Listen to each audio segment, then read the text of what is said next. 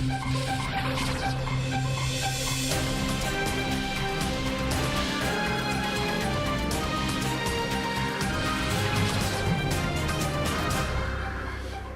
dan, iz ljubljanskega studia 136, to so vesti na vesti. Novica dneva, končno so tudi Kitajci dobesedno vstopili v novo, po podatkih Katje Lenart, bivolovo leto. Množice kitajskega naroda so nazdravile v zgodnjih nedeljskih urah in mnogi... ne moram se opravičiti za tale kiks, za tale lapsus, za tole pauzo v mojem stavku, oprosti tudi tebi, Jan, ampak Katja mi je, kot vidiš, napisala, Katja Lenart, ki je pripravila novice, mi je napisala, množice poševnokih Kitajcev so nazdravile, ampak seveda avtomatično jaz kot prekaljen, razumeš, nastopač pred kamero, prekaljen televizijski voditelj, sem to avtomatično sfiltriral, ker ni bilo smešno. Katja, to ni hecen, ni duhovit. Poševnoki Kitajci, halo, poševnoki Kitajci. Katja, halo! Ajde, če bi rekla višinsko hendikepirani, ne, bi se mogoče kdo zasmejal. Torej, množice so se, lahko tudi brez, množice so nazdravile v zgodnjih nedeljskih urah in mnogi med njimi so ubrano prepevali. 船头大街和烧香，忙着为新人装扮，喜庆灯笼高高挂，红红金子对联闪亮亮， 恭贺新喜贴满堂， 喜气洋洋好吉祥。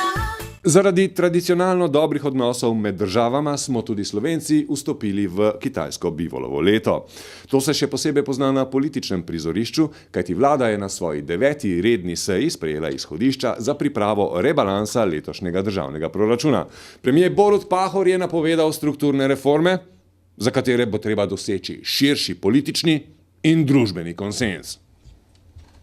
To, kar bom sedaj povedal, je moje osebno mnenje. Prav gotovo bo potrebno skrbno pogledati v pokojninski sistem, v zdravstveni sistem, treba bo pogledati plačni sistem in potrebno bo proučiti učinkovitost porabe javnih sredstev.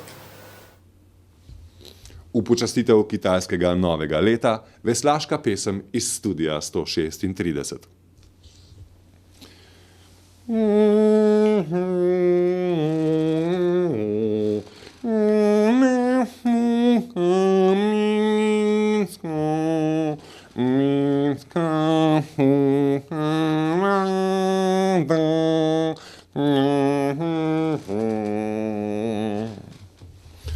Predstavniki vlade, ki po zadnjih javnomnenjskih raziskavah podpora pada, so napovedali spremembe tudi na področju gospodarstva. Minister za gospodarstvo Matej Lahovnik je med drugim predstavil novosti pri odpravninah.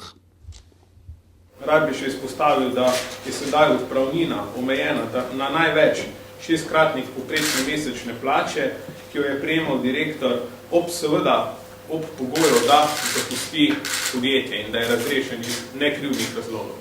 Kolikor ostane v podjetju, potem ne vidimo nobenega smisla, da se dogaja tako, kot je bila ta praksa do sedaj, da dejansko dobi tudi odpravnino, hkrati bo ohranil zaposlitev v isti gospodarski družbi. To smo ocenili kot anomalijo. Potem, ko sta notranja ministrica Katarina Kresal in v.d. direktorja policije Matjaž Šinkovec avtorju knjige Čefurji Raus Goranu Vojnoviću priznala napako in se mu opravičila, rekla sta, sorry, Goran, nezamerno, vprost, stari, ker, veš, med frendi se je zgodil vse, sorry, sem bila malo pjana, pa se nisem jaz skriva, to je nekdo drug sploh, Goran, frendi, v redu, naš okrog govoru, da...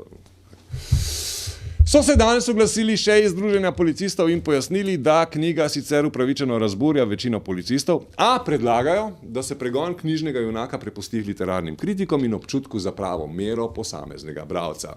Če smem pripomniti osebno, policija, drugič reč, sam tih bodte, no, je boljš. Postavljamo nove standarde. Nikoli do zdaj se v policiji še ni zgodilo, da bi kdo takoj priznal napako, kaj šele, da bi takoj ponudil svoj odstop. Jaz to cenim. Novi standardi pa so očitno opravičila, kakor tudi skrivalnice Katarine Kresal.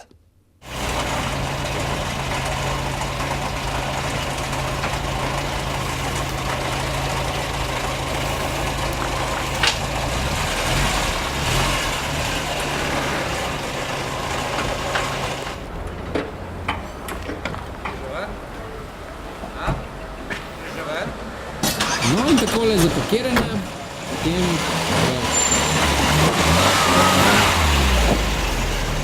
v avtomobilu, haja, malce zmede je tukaj, vendar tako je to. Slovenija, Slovenija, Slovenija, kultura.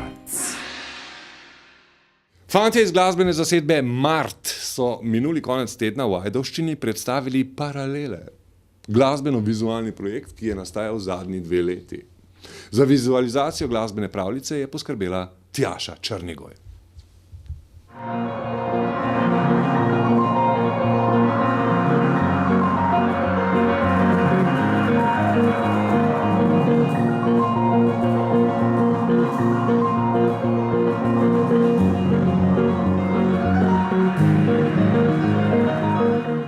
Nocoj bo Ludvik Bagari v Kinodvor ob 21:30 bral iz svoje male knjižice Srceder, ki je v 200 izvodih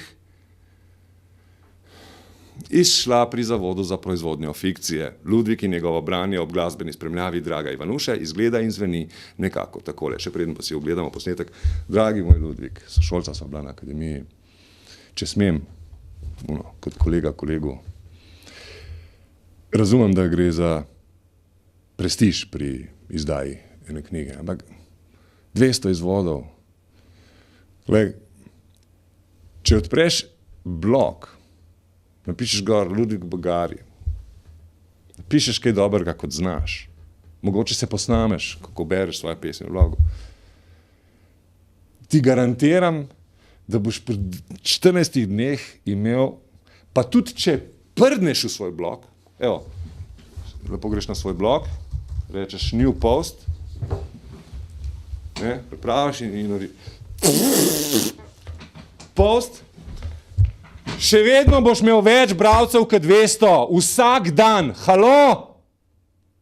Midva sva vam prinesla srceder. Srceder, lepo, lepo, pridi bliže, debelinko. Ne da Kovača bi pogledal Drakula pograbi srceder, ga zarije ministrantu v prsi, z gnilimi zobmi zagrize vrat trgota kri. Še vreme?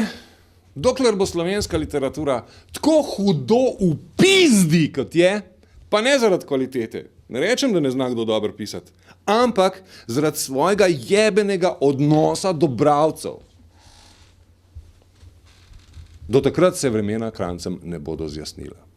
Iz ljubljanskega studia 136, to so vesti na vesti bile.